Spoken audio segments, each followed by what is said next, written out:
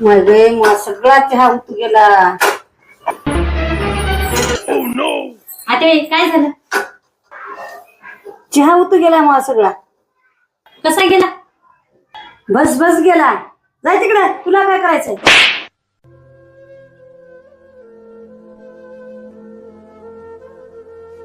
सुनबाई, हे काय केलीस?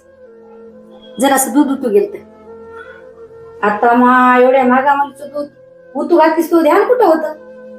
थोडे भांडे होते ते घासू लागलो तर दूध उतू गेलं. चूक झाली आता बाया, दुसऱ्या टायमाला उतू जाऊ दे ना. काय चूक झाली? सगळं उतू गेल्यावर